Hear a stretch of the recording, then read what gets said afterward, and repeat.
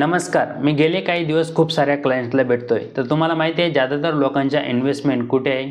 FD, LIC, PPF, सरकारी schemes, post office. तर या सर्व ठिकाणी लोकांच्या इन्व्हेस्टमेंट आहेत. तर तुम्हाला माहिती आहे इथं किती रिटर्न आपल्याला इयरली भेटू शकतात? 7-8%.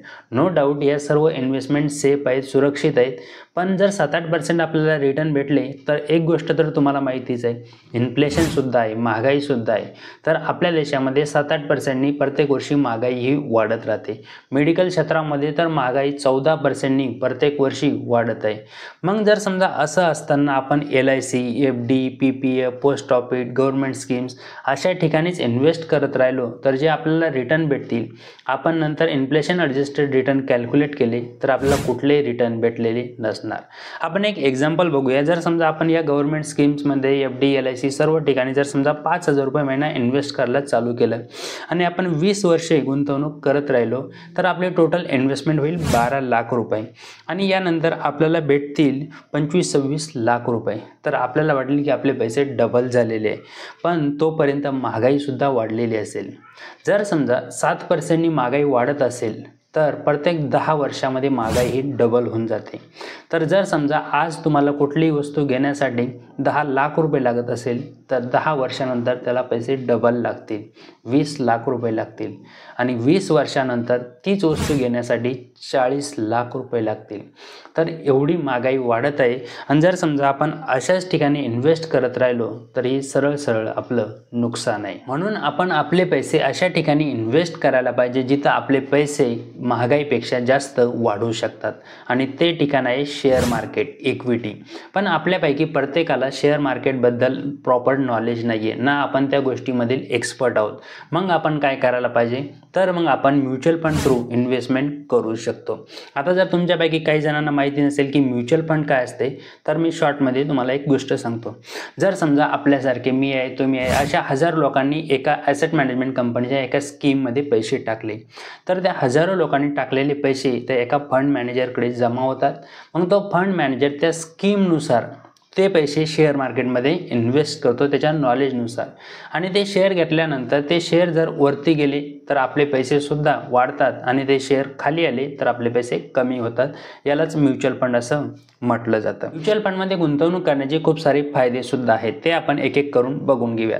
तर नंबर 1 आहे डायव्हर्सिफिकेशन. जर समजा आपण 1,000 रुपये कुठल्या म्युच्युअल फंड स्कीममध्ये इन्व्हेस्ट केले तर ते 1,000 रुपये त्या फंडमध्ये जेवढ्याही होल्डिंग्स आहे, कंपनीज आहे, तर त्या सर्व कंपनीजमध्ये इन्व्हेस्ट होते. मग जर 50 असेल, 100 असेल, 150 कंपनीज असेल तर आपले फक्त 1,000 रुपये 100-150 कंपनीजमध्ये जाते, ज्यामुळे जे आपला लॉस होण्याचे चान्सेस आहे ते कमी होते, आपली रिस्क कमी होते.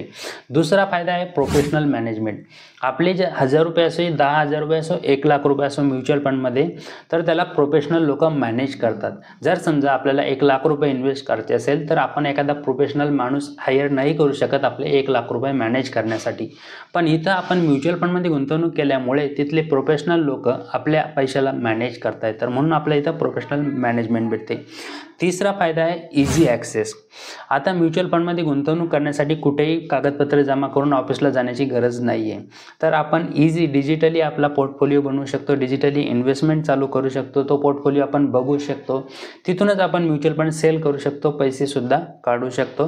तर याचा इझी ॲक्सेस आहे. चौथा जो फायदा आहे तो आहे रिटर्न.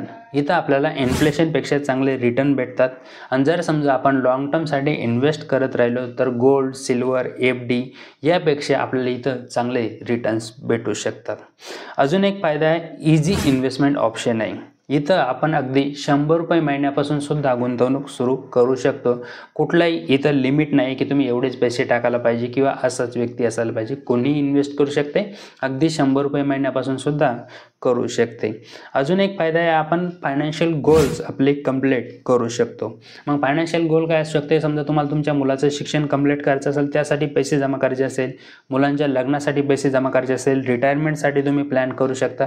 तर हे सर्व फायनान्शियल गोल आहे ते आपण म्युच्युअल फंडमध्ये इन्व्हेस्टमेंट करून पूर्ण करू शकतो. अजून एक फायदा आहे रेग्युलेशन्स अँड ट्रान्सपरन्सी. तर म्युच्युअल फंड सर्व सेबीच्या नियमानुसार काम करतात. सेबीने जे नियम बनवले त्यानुसारच म्युच्युअल फंडमध्ये इन्व्हेस्टमेंट होतात, विड्रॉल विड्रॉल होते, टॅक्स लागते, सर्व गोष्टी त्यांच्या नियमानुसार होते.